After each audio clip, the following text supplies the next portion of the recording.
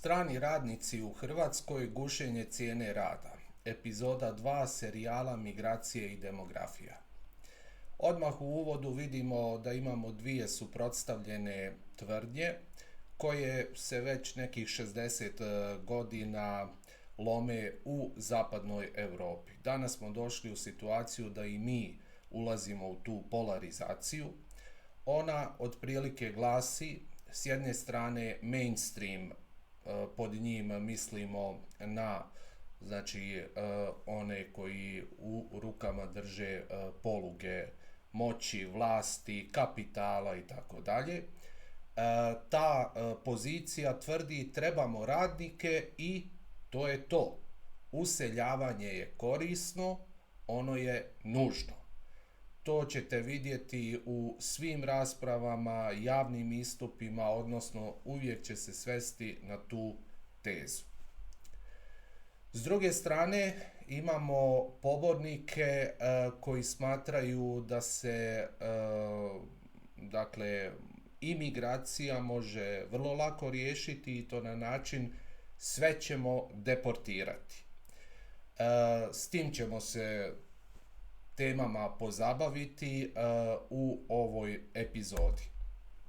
Uz to ćemo govoriti još i o gušenju cijene rada i agencijama za uvoz strane radne snage, budući se pokazalo da one su postale jedan od ključnih faktora ili lanaca u proizvodnji imigracije u Hrvatskoj. Hrvatska je ušla u najveću demografsku, ali i migracijsku transformaciju u posljednjih 100 godina. Od dominantno iseljeničke postala je dominantno useljenička zemlja. Pri tome 50% svih useljenika u Hrvatsku su iz Azije i Afrike. To pak nije uobičajeno u ostalim članicama Europske unije. Problem je što država ne zna zapravo koliko stranih radnika stvarno ima u Hrvatskoj. Postoji čitav niz metodoloških problema zašto je to tako, doći ćemo i do toga. Pri tome čak 712 agencija za uvoz strane radne snage posluje danas u Hrvatskoj. Poslije ćemo se s tim više pozabaviti. Ono što je odmah sad u uvodu još za naglasiti je da je samo u 2 godine broj useljenika iz Azije se utrostručio, a iz Afrike učetverostručio. Naravno da to ima i svoje brojne reperkusije na politički sustav. Naime, još sam prije 2 godine za jednu televiziju onako u to vrijeme šaljivo izjavio Filipinci će glasati za HDZ, a Nepalci i Indijci za SDP. Sad da vidimo pozadinu te izjave.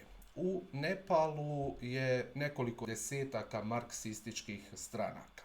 Samim tim možemo imati indiciju da će biti skloni lijevim ili liberalnim opcijama, budući da to znamo i iz iskustva SAD-a, odnos demokrata republikanaca. Demokrati su ti koji su za uvoz strane radne snage generalno, useljavanje, odnosno imigraciju, pa samim tim ih i ti birači nagrađuju, dok s druge strane tvrdnja da će Filipinci glasati za HDZ se temelji na ideji da su oni zapravo katolici i da bi bili skloniji demokršćanskim strankama. Dakle, formiranje novih etničkih manjina u Hrvatskoj će imati i svoje političke reperkusije kroz određeni period.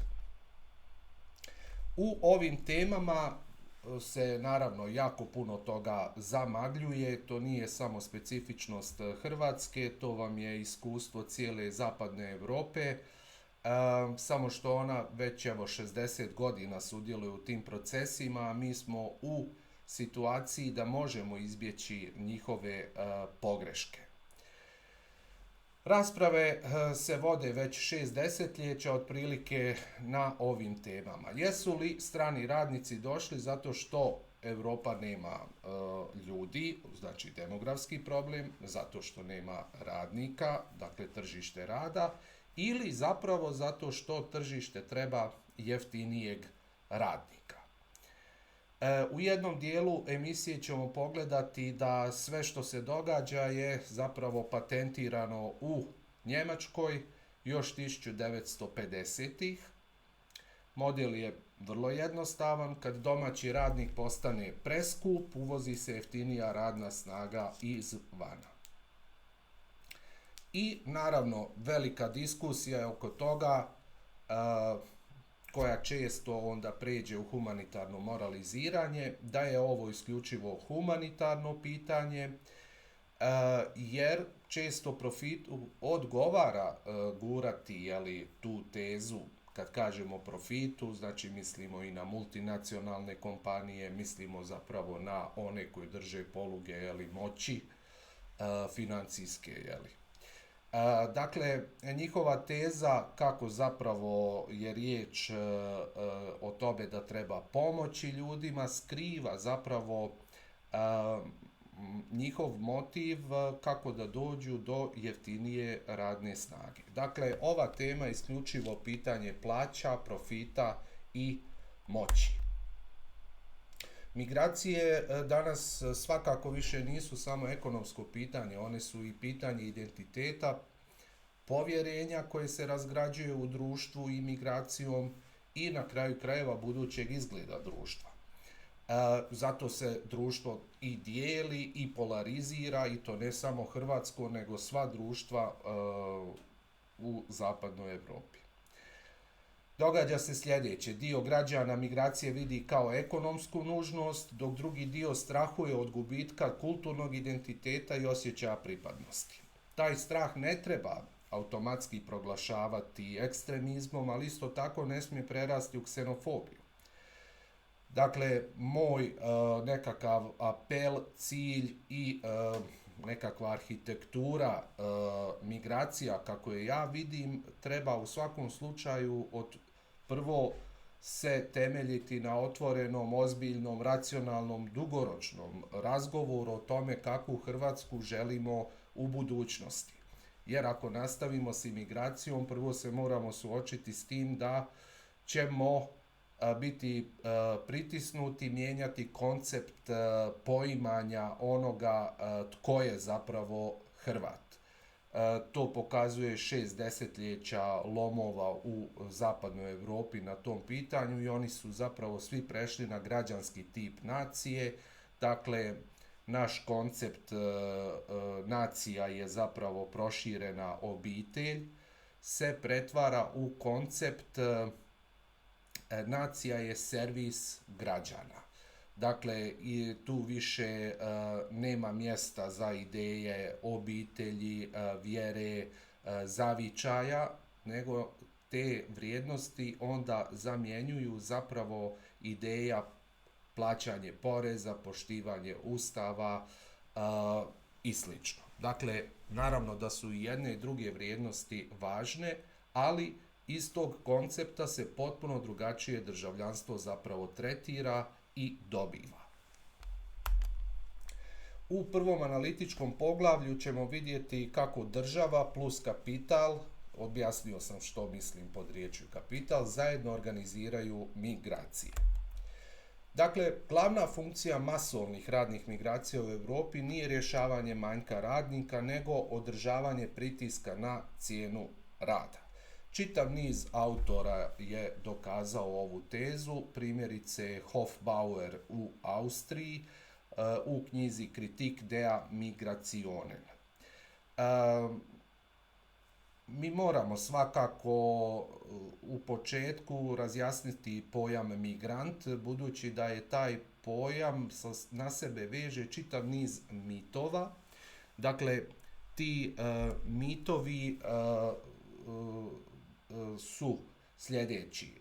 Svaka osoba je dakle u jednom trenutku života odnekuda stigla, Samim tim migracija je prirodno stanje čovjeka i u tome nema ništa oko čega se treba uzbuđivati. Međutim, pojam migrant zamagljuje čitav niz različitih motiva migracija. Moramo početi od toga da nije isto biti radni migrant, biti prisilni migrant. Primjerice, u ovom videu znači govorimo o radnim migrantima, a ne o ilegalnim migrantima. Prisilni migrant su primjerice izbjeglice iz Ukrajine. To možemo još nazvati osobe pod supsidijarnom zaštitom i tako dalje. Ilegalni migranti su zapravo tražitelji azila. To su dvije vrlo blisko povezane kategorije. Međutim, možemo li mi Hrvata koji je odselio sada iz Hrvatske u Njemačku zvati migrantom? Ispravniji termin je zapravo iseljenik, a ako se vrati, povratnik. Mogao bih još sada nabrajati, neću širiti, može se vidjeti u mojoj knjizi Suvremene migracije i opstanak nacije. Međutim, u medijima i u jednom dijelu političkog spektra se gotovo pa namjerno zamagljuje ovaj pojam migrant u koji se stavlja sve u isti koš. Pa tako primjerice ja koji sam podrijetlom iz Bosanske Posavine, evo jedan primjer osobni, bi trebao u Hrvatskoj biti zapravo migrant kao netko tko je primjerice došao sada s Filipina. Bez obzira što, da ne ulazim sada, mislim da razumijete svrhu ovog primjera. Gušenje cijene rada i demografske posljedice su povezane.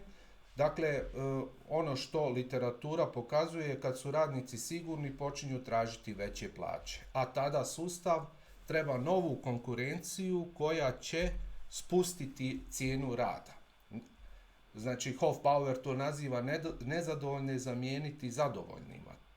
Tvrdi da je to logika modernog tržišta rada. I tu, naravno, da bi se to sve opravdalo, moramo gurati tu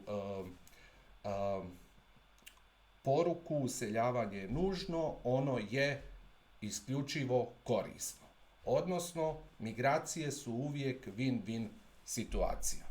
Ja sam tu tezu osporavao kroz 9 svojih znanstvenih monografija. Ovdje isto želim napomenuti da sam o gušenju cijene rada i migracijom iz trećih zemalja govorio još za Večernji list, primjerice 2022. godine, dao jedan intervju od preko pola sata. Dakle, prošle su više od 4 godine. Jedan od bitnih izazova je što ne znamo zapravo koliko je stranih radnika u Hrvatskoj. Dakle, podaci pokazuju da su samo 4 godine da smo izdali više od 400.000 dozvola za strane radnike. To znači da je u Hrvatsku ušlo više radnika iz trećih zemalja nego što Hrvatska ukupno ima pripadnika nacionalnih manjina koje ovdje žive već 5-6 stoljeća i koje su u Ustavu Republike Hrvatske. Tu moramo isto napomenuti da mnogi se nabacuju tezama pokušavajući opravdavati migracije na sljedeći način. Pa dobro, i Hrvati su iseljavali u Njemačku, bili su gastarbajteri, šta se vi sada bunite što nama dolaze useljenici iz Azije, primjerice iz Bangladeša. Tu je bitno ono što empirijski podaci pokazuju, naglasiti da smo mi u 4 godine imali takav tempo useljavanja kakav je nezabilježen u zapadnoj Europi. Dakle, ovdje je riječ i o brzini promjena. Dakle, Njemačka je, naravno da govorimo u relativnom omjeru, ne u apsolutnim brojevima. Njemačka je zapravo tek nakon 12 godina došla u onu situaciju u koju smo mi prispjeli za 3 do 4. To pokazuje brzinu useljavanja u Hrvatsku. S treće strane, službena statistika prikazuje samo strane radnike koji su prijavili prebivalište, dok oni s boravištem nisu uključeni u službene pokazatelje. Dakle, demografi, znači cijela moja struka je razbijala glavu, vjerujte, godinama da dokučimo o čemu je tu riječ. Dakle, mi imamo boravište i prebivalište. Radnik koji je ušao danas u Hrvatsku, on je cijelu godinu zapravo sa statusom boravka i ne ulazi zapravo u podatke Državnog zavoda za statistiku. I onda Državni zavod za statistiku tvrdi u Hrvatskoj svega ukupno 110.000 stranih radnika. Dok svi ovi koji su ušli, a to je često godišnje oko 180.000, se pribrojavaju zapravo iduće godine kad dobiju prebivalište. Dakle, suština je da je broj stranih radnika u Hrvatskoj znatno veći od službenog pokazatelja i o tome sam govorio recimo za Večernji list prije 1,5 godine, gdje sam pokazao u ovom članku 4 godine uselilo više stranih radnika nego što Hrvatska ima nacionalnih manjina. Kratko ćemo još samo pogledati, znači da bi to potkrijepio, znači lijevo imamo nacionalne manjine, desno imamo radnike iz trećih zemalja, dakle ukupan broj nacionalnih manjina, Srba, Bošnjaka, Talijana, Roma i tako dalje, 240.000 je u Hrvatskoj. Radnika iz trećih zemalja, znači kazao sam, službeno tvrdimo oko 113.000, međutim tu još 180.000 koji su tek dobili dozvole još nije ušlo u statistiku. Pa zbrojite sami.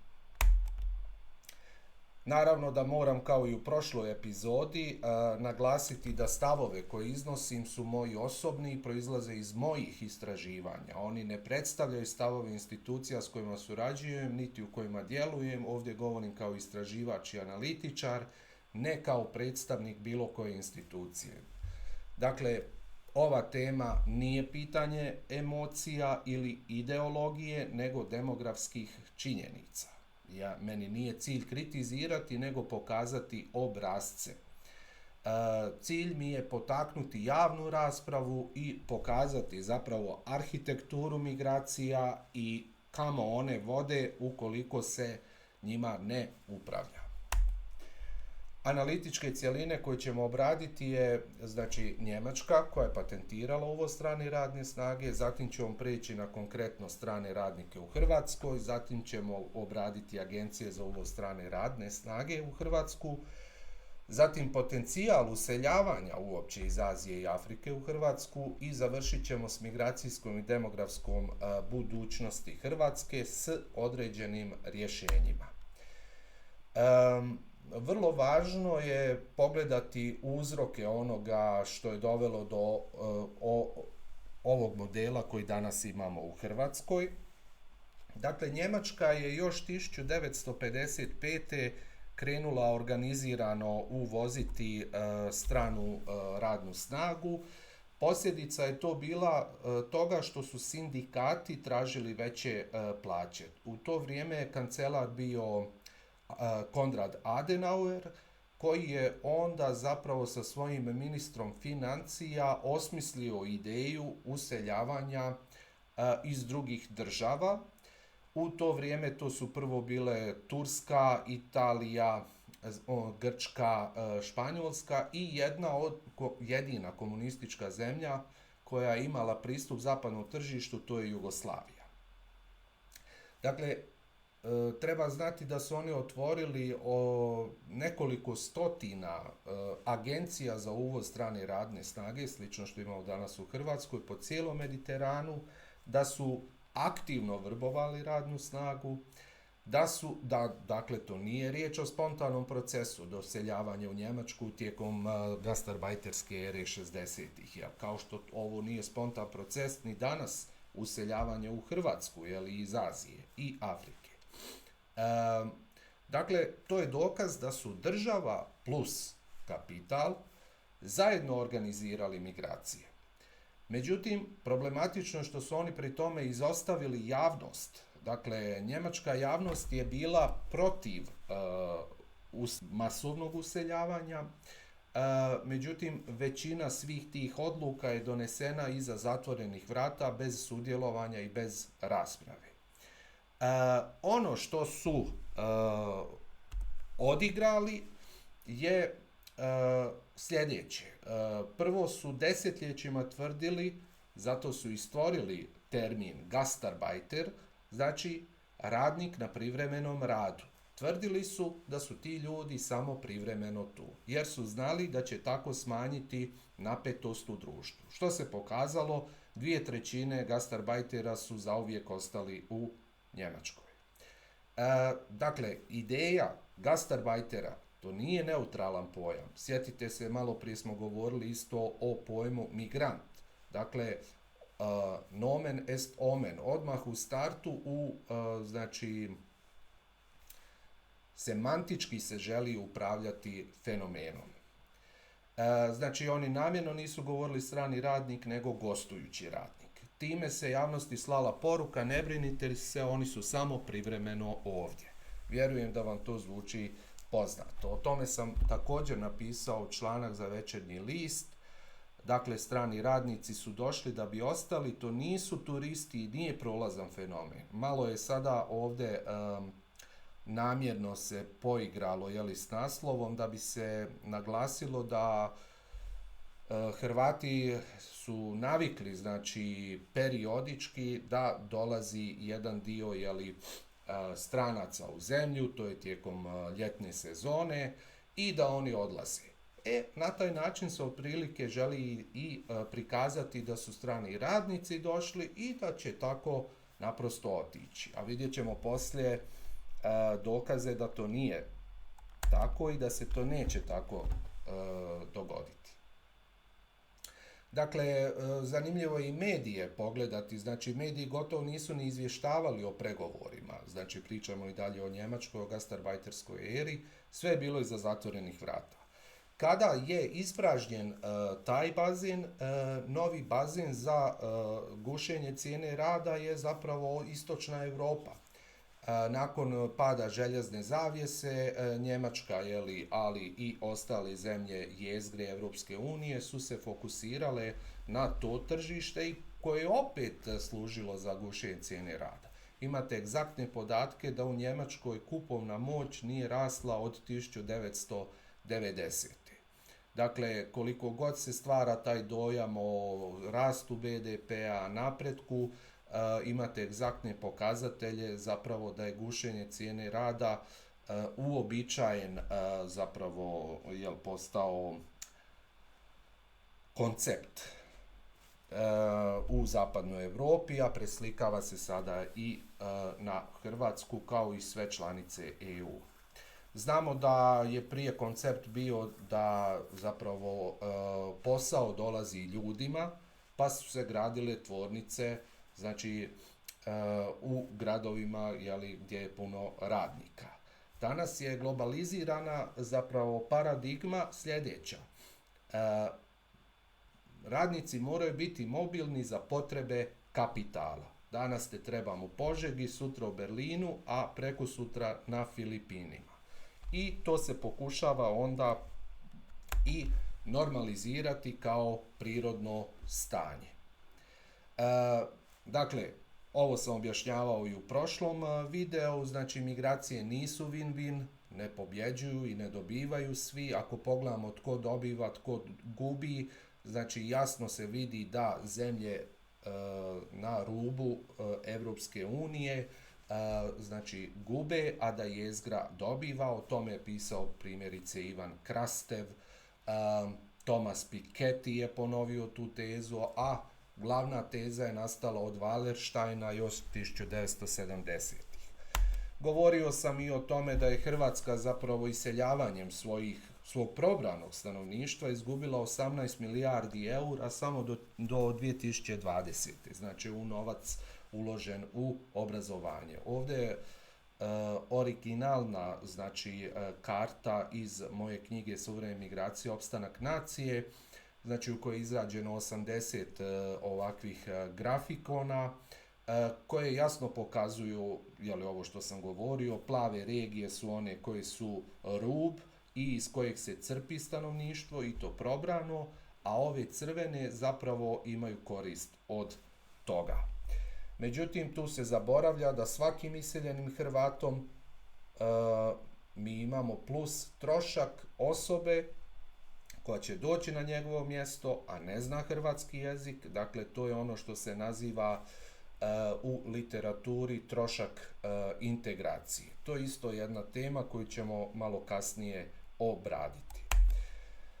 Želim odmah napomenuti, ovaj video nije o ilegalnim migracijama, nije o iregularnim migrantima, to će biti u sljedećoj epizodi detaljnije razrađeno. Spominjat ćemo i tu takozvanu urotu o zamjeni stanovništva i čitav niz, znači, tih kontroverznih tema ćemo pokušati postaviti na jednu stručnu analitičku razinu, vidjeti ima li razloga za zabrinutost ili je to sve pretjerano. Za sada, napominjem, držimo se radnih migracija. Teza koju dokazujem je da postoje jasni pobjednici i jasni gubitnici u Europskoj uniji vezano uz migracije. Znači, gotovo je danas svima jasno da se mi danas nalazimo u poziciji u kojoj je nekad bila Njemačka, ali uz bitne razlike. Dakle, o tome sam primjerice govorio za N1 2022. godine. Tada sam izjavio, apsurdno je da smo mlade potjerali iz zemlje i otvorili se azijskom tržištu. Naime, želi se reći da sve ovo što se nama događa je navodno rezultat snažnog rasta hrvatskog gospodarstva. Međutim, tu se zaboravlja da je nama otišlo 400.000 probranog stanovništva i da na 1,5 milijuna ili sada 1,6 milijuna radnika koje mi imamo, 400.000 iseljenih je znači nevjerojatna brojka, odnosno egzaktno nama je iselilo 19% radnika. Dakle, tu se isto može opet ova teza ponoviti da se, dakle, sustav stalno puni radnicima koji će raditi za niže uvjete rada i za nižu plaću. Sad, želim naglasiti, 2018. godine izišla moja knjiga Iseljavanje Hrvata u Njemačku, gubimo li Hrvatsku. Dakle, morao sam je pisati, jel tako, barem 2 godine i priprema za tisak. Dakle, uzmimo da je zapravo prošlo 10 godina kako sam pokušao ukazati upravo na ono što nam se danas događa.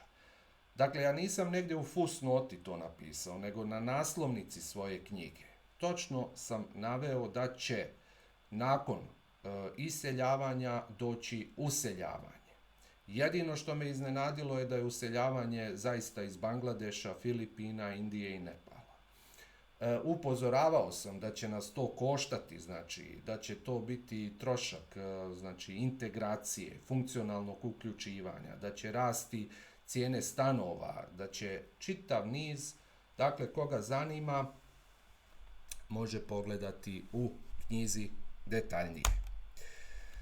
U ovoj raspravi naravno da imamo sukobljene i dalje strane i po pitanju uopće imigracije, je li to pozitivan ili negativan fenomen, to sam razradio u znanstvenom radu, argumenti za i protiv imigracije, dolje sam naveo izvor, kog zanima, može naći na netu. Otprilike pozitivne se navode sljedeće: povećani ekonomski rast, to je, znači porast BDP-a je uvijek vezan uz imigraciju. Neću sad to razrađivati, može se vidjeti u knjizi. Njega za stariju populaciju, isto tako, potpuno validan argument, primjerice Njemačka i Austrija, njihov sustav njege starijih bi potpuno kolabirao bez najčešće žena iz istočne Europe koje rade taj posao gotovo u robovlasničkim uvjetima gdje rade po 24 sata što je zabranjeno i to puta 5 dana u tjednu, razradio u knjizi. Tvrdi se veća kulturna raznolikost, tvrdi se dolaze kvalificirani radnici poput medicinskih sestara i liječnika i naravno jedna ideološka onda teza, migracije su prirodno ljudsko stanje i stoga ih treba pozdraviti, dakle migracija je nešto kao udisanje zraka, oko tog se ne treba uzbuđivati, to je poruka tog tabora. Poruka drugog tabora koji ističe negativne posljedice je da se povećava pritisak na javne usluge poput zdravstva, obrazovanja, da rastu troškovi stanovanja, da zapravo pada kupovna moć iako raste BDP. Spomenuo sam znači taj neomiljeni termin generalno u cijeloj Europi, a naročito u zapadnoj Europi, termin zamjeni stanovništva. Ja sam u knjizi koristio termin demografska zamjena ili demografska transformacija. I ono što oni često ističu je porast kriminaliteta. Dakle, ovo je mapa koja pokazuje, znači, opet kako je jasno da jezgra isisava periferiju, znači jezgra napreduje, periferija se kulturološki, biološki prazni. E sad, kako to radi Njemačka Hrvatskoj, tako to radi Zagreb ostalim dijelovima Hrvatske. Razmislite malo o tome, o toj tezi mislim da ćete se složiti, ali isto to sada se događa recimo Nepalu. Dakle, sad na neki način mi postajemo jezgra za periferiju svijeta, za taj takozvani globalni jug. A što je ironično, čak i Nepalci onda imaju svoje, po znacima navoda, Nepalce. Dakle, i tamo se zapravo uspijeva zamijeniti one koji su otišli, opet onima koji će raditi za još manje. Sada prelazimo na ovaj dio gdje ću jasno prikazati službene pokazatelje do kojih sam došao. Dakle, moj nekakav moto kojim se vodim je da me plaća hrvatski narod i da mi je na neki način dužnost iznijeti znanstvene istine do kojih sam došao.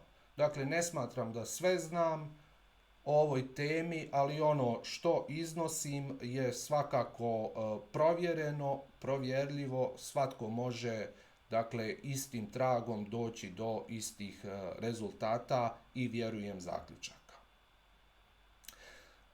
Ovaj grafikon pokazuje znači da je nama negdje 2021. druge znači se izjednačuje bilanca iseljavanja i doseljavanja i čak evo sada prošle godine imamo više doseljenih nego odseljenih, ali u javnosti se to pogrešno tumači, misli se vraćaju se Hrvati. To se ne veže samo uz taj fenomen, nego uz dominantnu imigraciju iz trećih zemalja. Naravno, kad govorimo o trećim zemljama, znači to su sve zemlje izvan Europske unije, pa se tu misli i na Kosovo i Makedoniju, kao i na Bangladeš. Ja ipak mislim da treba to razlikovati. Ovo je Europa i norme su potpuno drugačije nego što su norme u Bangladešu i slično. Ovaj grafikon znači pokazuje kada nam je počela rasti radna snaga iz Azije, a opadati iz ovih država na koje smo navikli, to je Bosna i Hercegovina, Kosovo, Albanija, Srbija i sl. Srbi naravno još uvijek tijekom turističke sezone jako sudjeluju, ali za dulji rad više preferiraju Sloveniju, Austriju, Njemačku. Kod podataka, dakle, bavio sam se preko 2 godine samo ovim dijelom ovdje, znači toliko je teško doći do konkretnih brojki, zato što jedna institucija govori jedno, druga drugo, a razlike su deseci tisuća ljudi. Ovdje možete vidjeti, podaci Državnog zavoda za statistiku kažu došlo je 24 tisuće. Podaci MUP-a kažu došlo je 39 tisuća useljenika. Pričamo o strancima. Dakle, i tako od godine do godine. I sad, to su diskrepancije od 43% čak u određenim godinama. Ovo sam objavio u znanstvenom radu za Hrvatsku akademiju znanosti i umjetnosti Immigration to Croatia, Big Data Approach, možete isto tako naći na webu. E sad, problem je što imamo još 3 institucije koje daju drugačije potpuno podatke. Znači, imamo Hrvatski zavod za mirovinsko osiguranje, imamo anketu o radnoj snazi i sada, znači, ono što je postalo kontradiktorno je da svega 53% stranih radnika plaća mirovinsko osiguranje. Znači, sad bi se o tome mogla jedna velika još tema raditi, ali očito da je dosta toga neuređeno, jer recimo inspekcije, kada 10 inspekcija iziđe na teren, njih 7 ustanovi nekakvu vrstu kršenja dakle zakona. Je li to krivotvorena vozačka dozvola, je li to istekla radna dozvola, je li to radna dozvola dobivena za hotelijerstvo, a on radi u graditeljstvu i tako dalje. Međutim, ovdje imamo još jedan bitan aspekt, a to je da država, znači, za svoje sustave, prvenstveno mirovinski, smatra da je ovo win situacija. Naime, ideja očito je sljedeća. Ti ljudi moraju uplaćivati mirovinsko, a oni neće ostati punih 15 godina u Hrvatskoj, a to je uvjet da bi im Hrvatska isplatila mirovinu. I samim tim, znači, misli se, to je čisti poklon za naš mirovinski sustav. Procjena je da, znači, strani radnici uplaćuju već sada oko 5% uplata. Međutim, tu treba isto preispitati te teze. Dakle, ovdje prikazujem kolike su njihove plaće koje službeno dobivaju. Znači, ovdje imamo po zanimanjima i vidimo prosječne neto plaće, doduše ovo je prije 2 godine podatak, znači 600 eura, 690, 630, možemo reći, zaokružiti 650 eura neto plaća. Može li se iz te plaće, znači, zaista puniti mirovinski?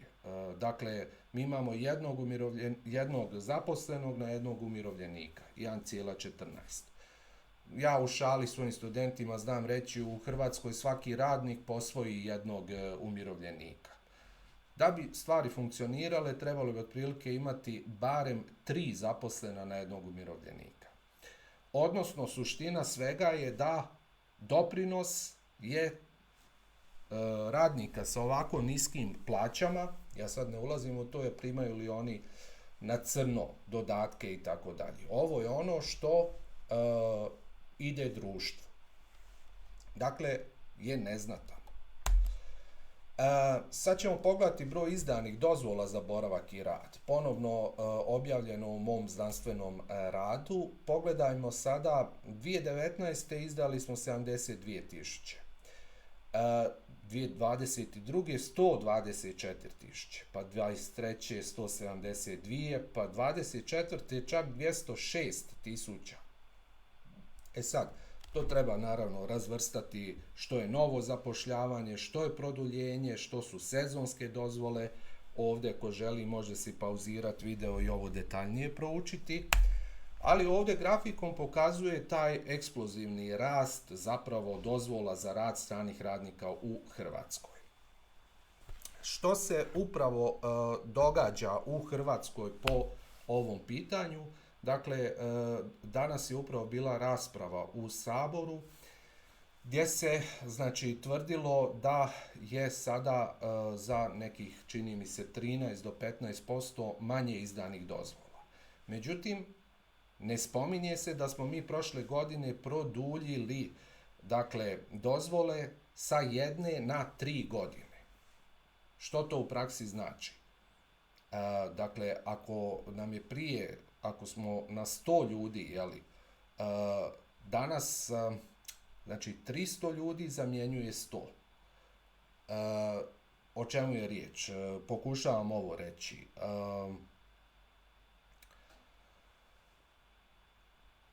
Ako traje 3 godine sada radna dozvola, logično je da nam onda ne treba svake godine, taj jedan radnik, nego taj jedan radnik ostaje sada 3 godine. Samim tim, tvrdnja da opada broj stranih radnika se dovodi u pitanje.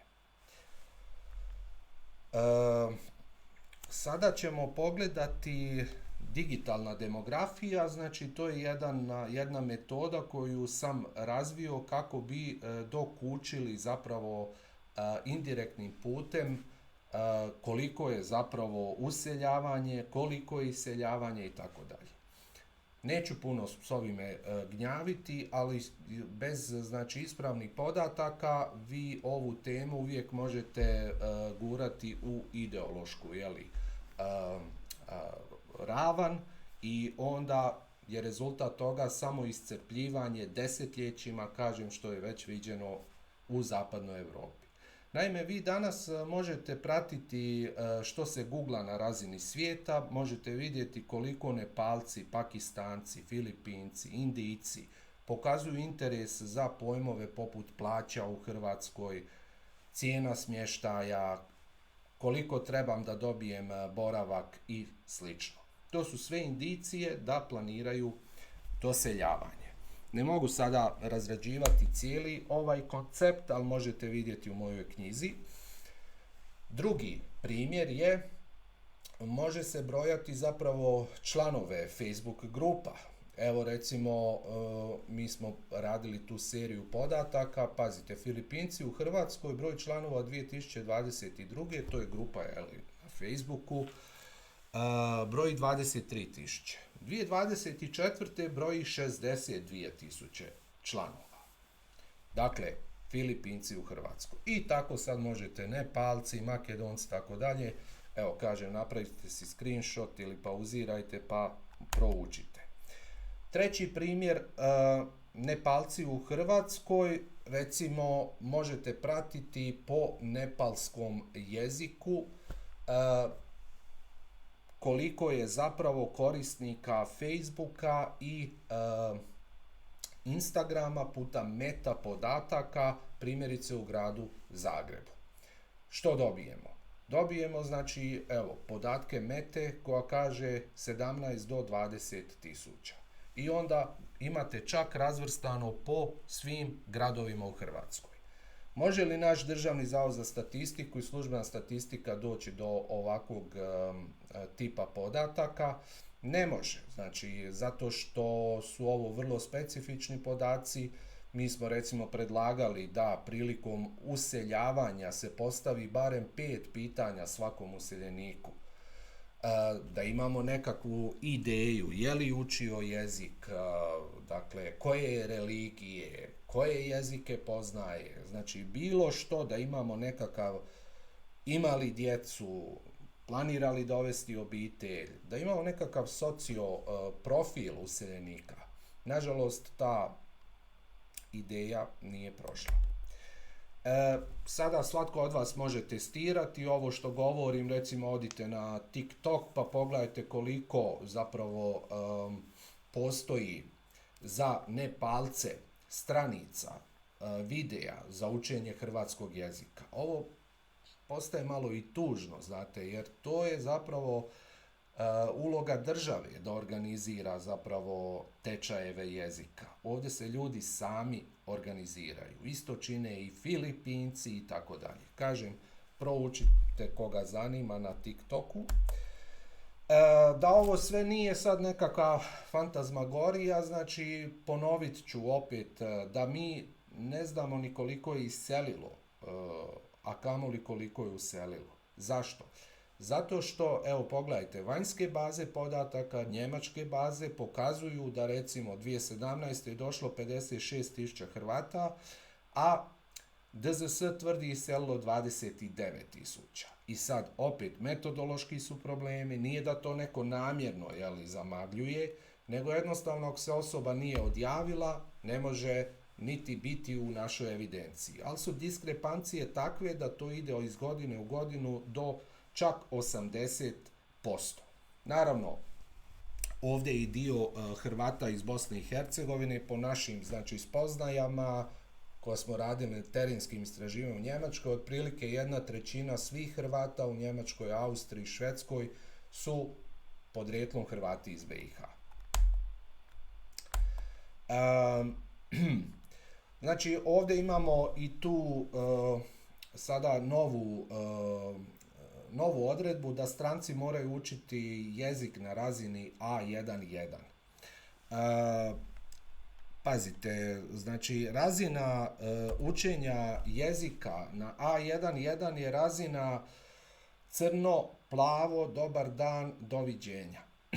Dakle, Njemačka traži primjerce B1. Do B1 je razlika A1-1, A1-2, A2-1, A2-2. Znači, imate 5 stupnjeva razlike onoga što traži Slovenija i Njemačka i onoga što tražimo mi.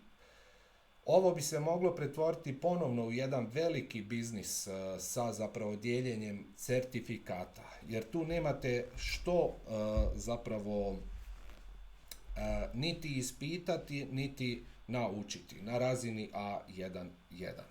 Dakle, razina bi morala biti, ako uzmemo u obzir da je specifično, su skupine useljeničke, da je njima zaista slavenski jezik, svaki težak, pa čak i latinično pismo, ali bez A2-2 ne bi smjeli popustiti.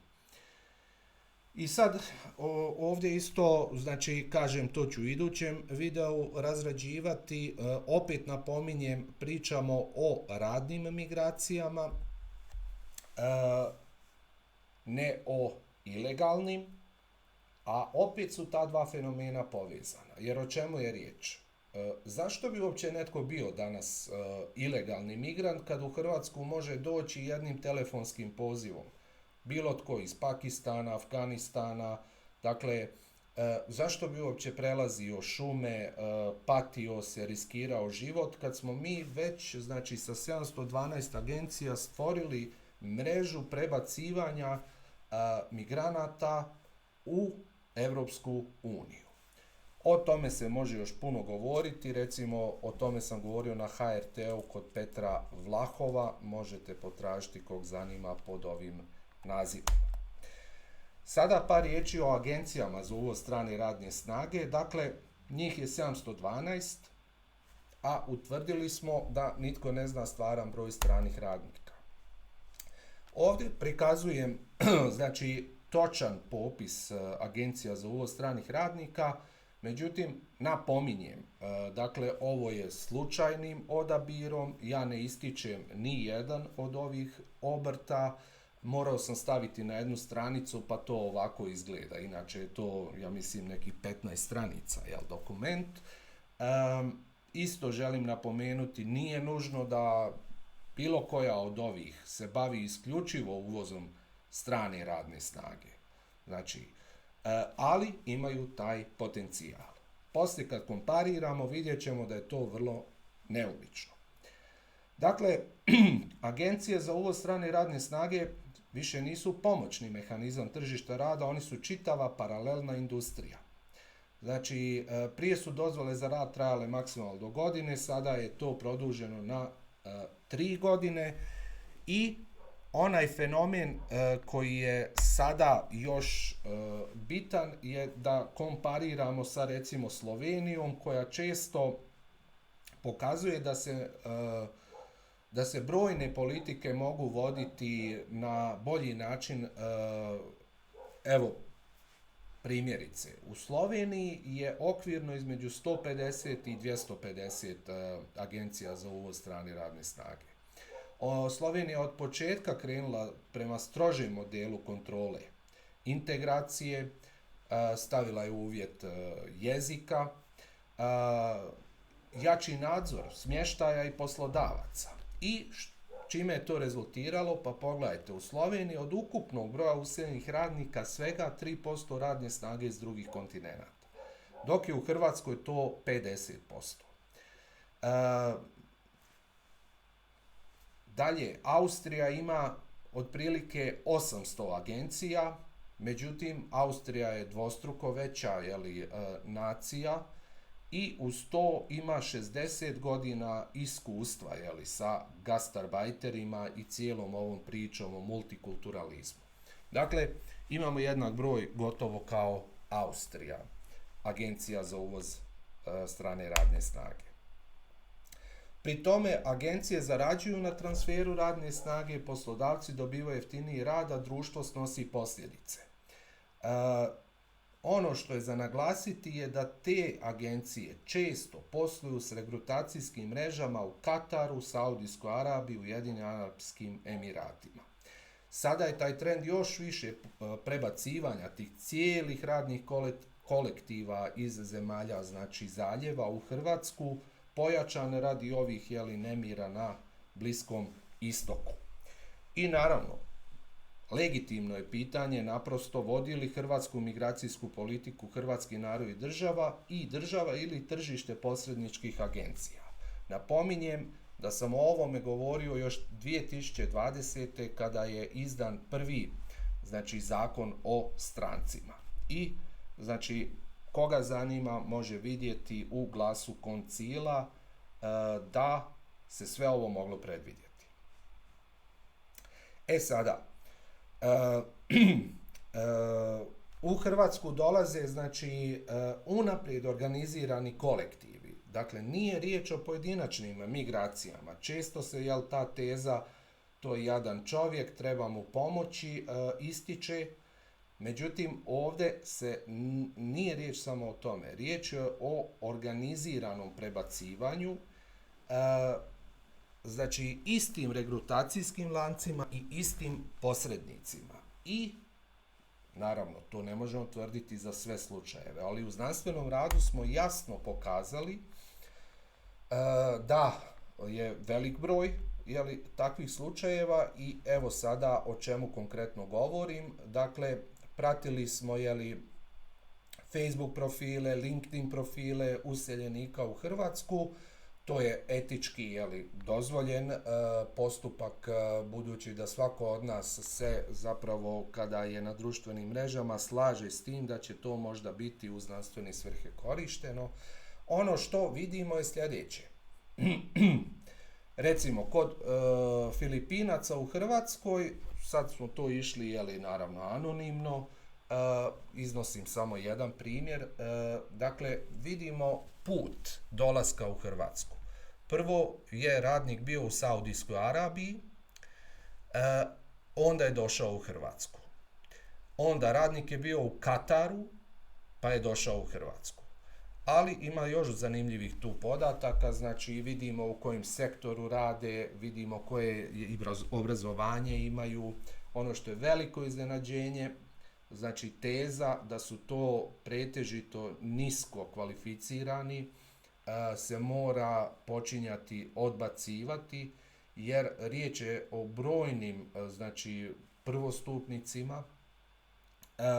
Sada naravno pitanje je kako ćete vi jednu diplomu prvostupnika iz Nepala prevesti u obrazovni normativni okvir Evropske unije. Da li bi to bila ista kvalifikacija? O tome će isto se razbijati glave, morati razbija glava u raznim agencijama. Dakle, pokazujem kako smo došli do ovog otkrića da je veliki broj znači radnika koji su u Woltu, Boltu, Uberu i tako dalje prije dolaska u Hrvatsku zapravo radili u Emiratima, Kataru i slično. Dakle, Hrvatska očito postala nova karika u globalnim lancima cirkulacije radne snage, a to vrši dodatni pritisak na cijenu domaćeg rada, to dodatno pritišće naše mlade da iseljavaju, dodatno sprečava naše iseljenike da se vrate i vodi ka paralelnim društvima i antidruštvima.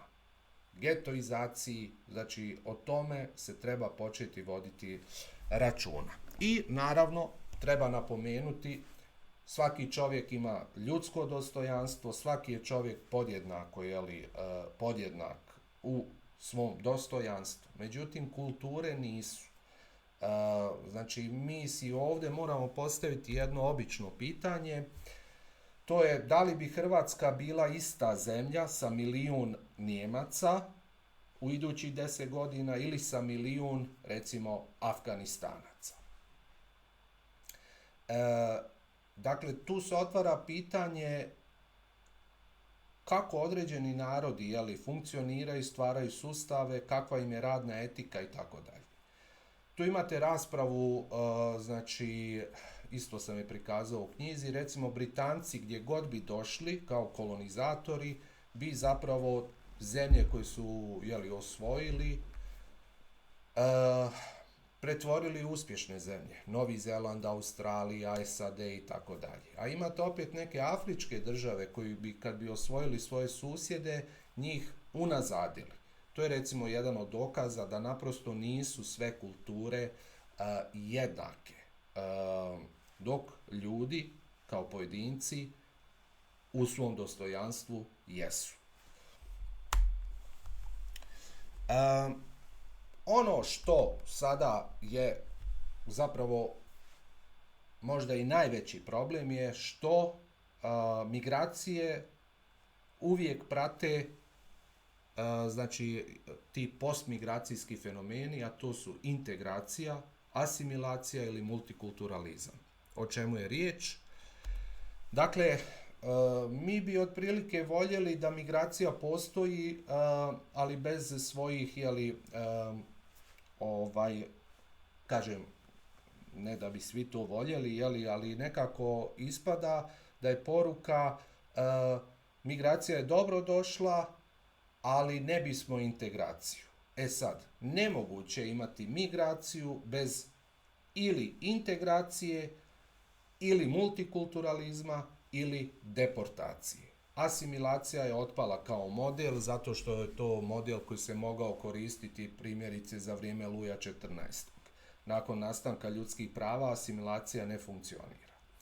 To je znači neka ideja da doseljenik potpuno odustane od svog identiteta, jezika, kulture, religije i svega.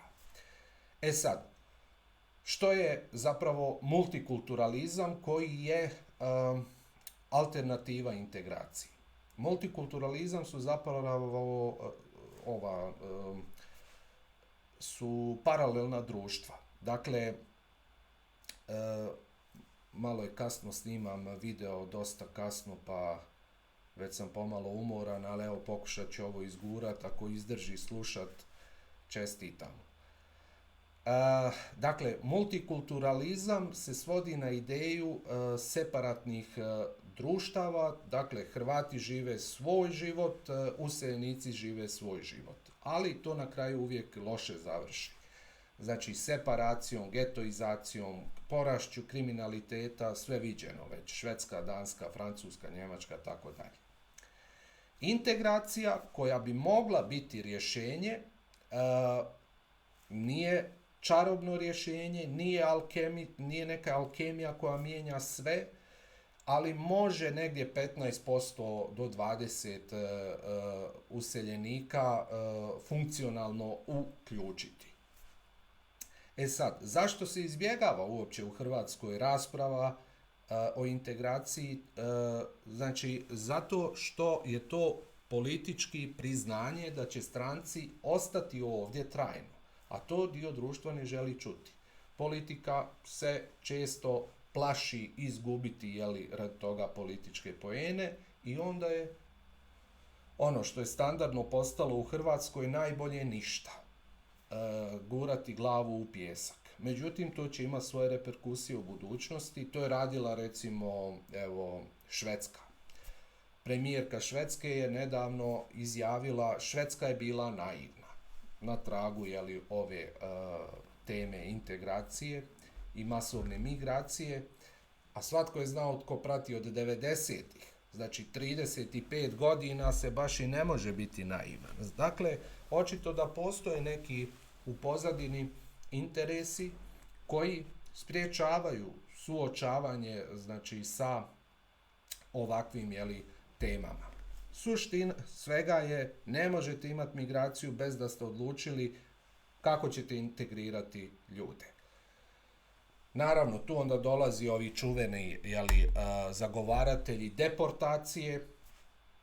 Dakle, oni opet bi trebali objasniti svoj argument, budući da vi ne možete deportirati iz jedne demokratske države, znači nekoga koji je došao s radnom dozvolom, a dakle, evo primjer vam je Njemačka. Njemačka ne uspijeva čak ni ilegalne migrante, odnosno iregularne, deportirati, a kod nas, znači negdje 15% je svega uspjela, 13 do 15%.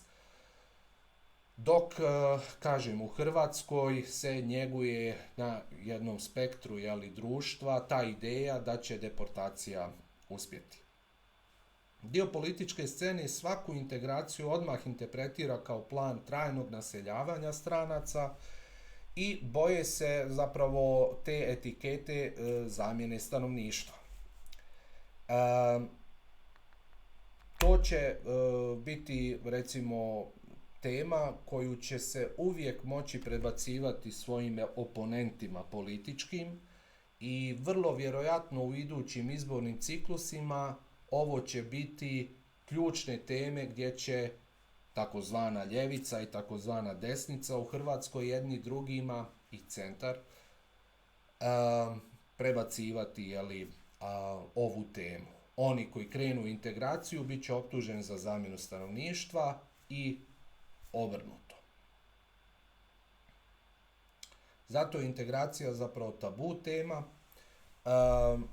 a politici zapravo, vidjeli smo iz Njemačke, odgovara da društvo ima dojam da je to privremeni fenomen. Oni će naprosto, strani radnici će raditi i otići. Zato se održava iluzija privremenosti, iako ekonomski sustav već računa na trajnu prisutnost stranih radnika. I ovdje je taj znanstveni rad u kojem sam razradio, odnosno pokazao, znači, te globalne lance koji prebacuju radnike iz zemalja zaljeva u Hrvatsku.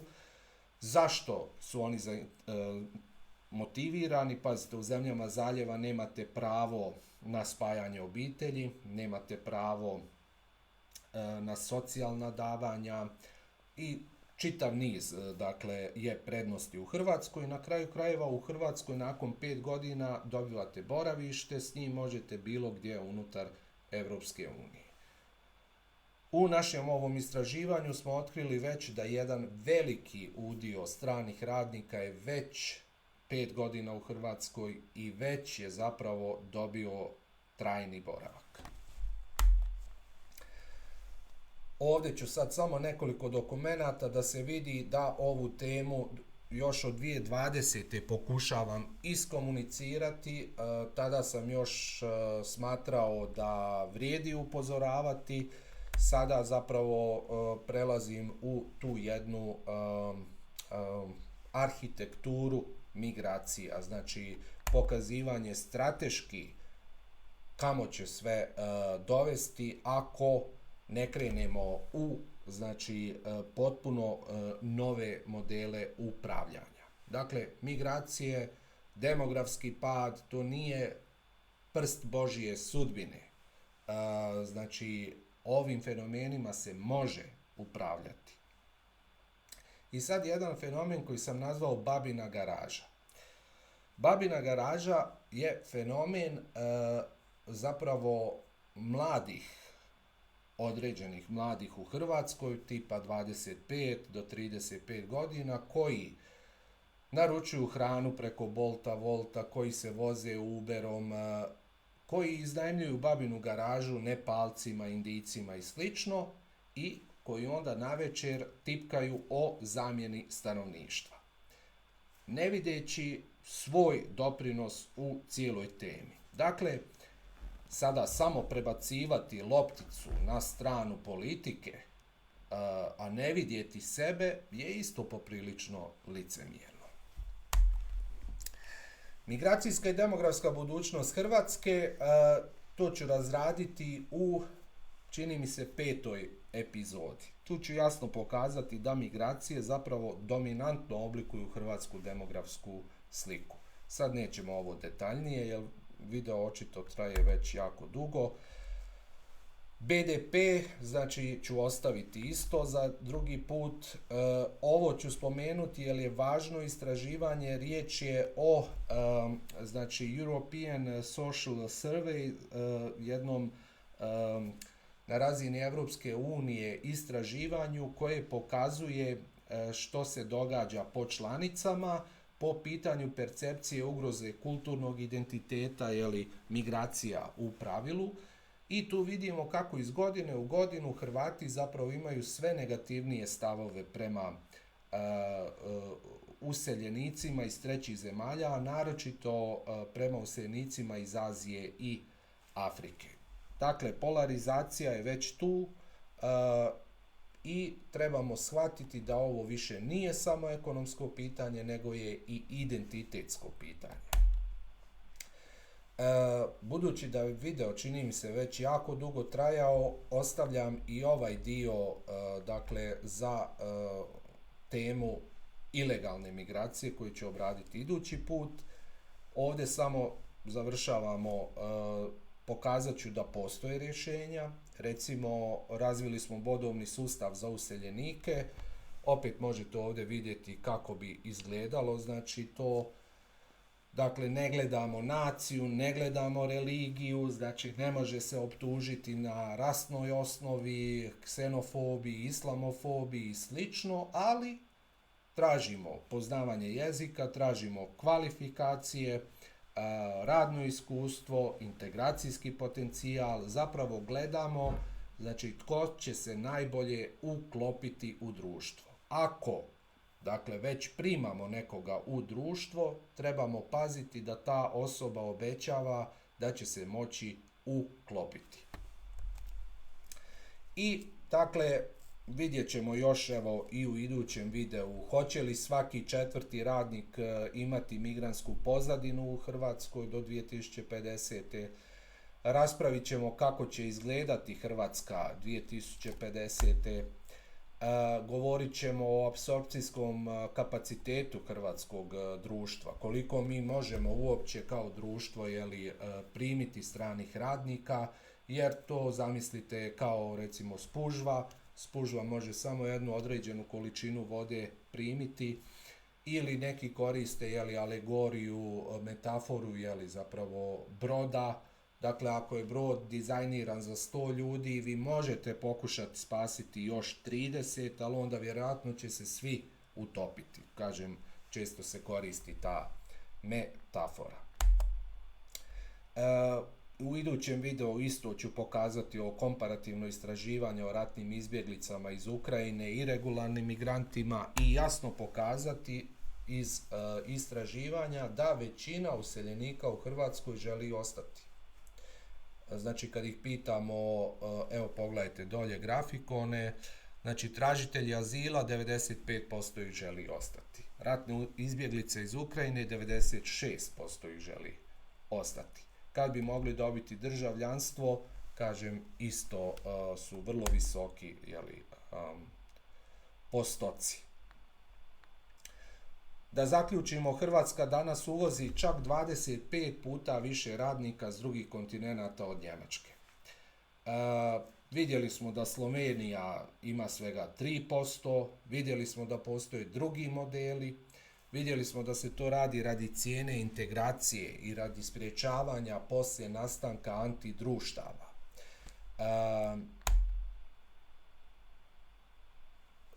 Ovaj dio znači pokazuje projekciju hrvatskog stanovništva 2050. i omjer useljenika. To ću namjerno ostaviti za idući put i raspravit ćemo, budući govorimo o generalno migracijama, nastavit ćemo znači s negativnim posljedicama emigracije i imigracije. Zaključujemo tako da se pitamo, ako nastave ovi trendovi, tko će zapravo oblikovati hrvatski identitet u društvu u kojem ovim tempom useljava stanovništvo iz trećih zemalja, koju ćemo imati viziju našeg državljanstva, zemlje i društva, budući da znači smo, iako to neće se rado priznati, mi smo postali zapravo multikulturalno društvo. Pitanje, dakle, više nije dolaze li promjene, nego upravljamo li njima ili ih samo promatramo. Za sada se zapravo u Hrvatskoj upravlja percepcijom migracija, a ne samim migracijama. Dakle, upravlja se dojmom, a ne fenomenom. Znanstveni rad u kojem sam razložio sve mjere koje bi trebale prema mom, ja opet kažem, ne znam sve, ali sam recimo u svojoj knjizi 750 različitih studija iz zapadne Europe analizirao, pokušavajući doći do nekakvih smjernica koje bi pomogle nama u ovoj situaciji, i sažeo sam i to objavio u znanstvenom radu Nova migracijska, integracijska i demografska politika Hrvatske. Isto tako možete pronaći na internetu koga zanima. Za kraj, znači evo jedna poruka s prošle godine s Norijade, jedna maturantica, dakle, drži transparent, mi idemo odavde, stranci nek vam rade. Nažalost, ne znam autora fotografije, pa ga nisam citirao, evo nadam se da neću biti napadnut zbog autorskih prava. Još jedanput, evo, reference na knjigu Suvremene migracije i opstanak nacije. Koga zanima može još detaljnije vidjeti, dakle, ove podatke koje sam iznio. Hvala na gledanju i do idućeg puta.